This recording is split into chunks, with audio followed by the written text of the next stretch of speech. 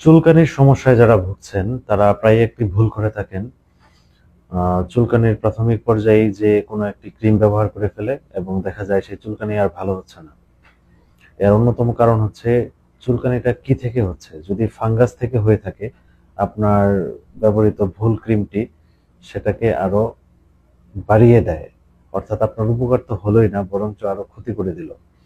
তাই চুলকানোর শুরুতেই আপনি আপনার একজন ডাক্তার দেখানোর চেষ্টা করেন এবং ডাক্তারের পরামর্শ অনুযায়ী আপনি ক্রিম ব্যবহার করেন।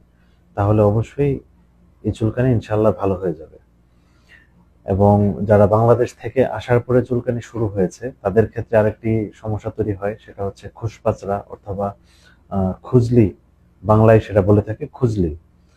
তো এই ধরনের সমস্যা যাদের হয়ে থাকে তাদের জন্য শুধু তার না, তার সাথে যে থাকে তারও এই ধরনের চুলকানি হয়, কারণ এটা ছোঁয়াচে একটা রোগ।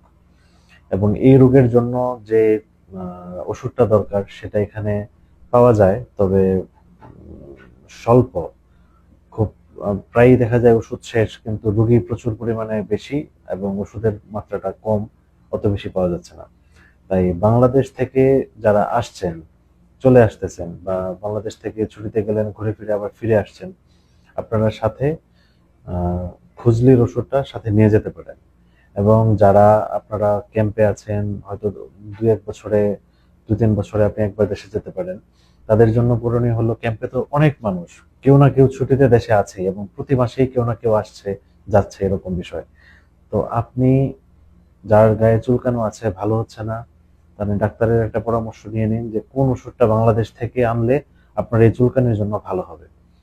আপনি বাংলাদেশ থেকে ডাক্তারের পরামর্শ অনুযায়ী সেই ওষুধটা আনায় নিতে পারেন।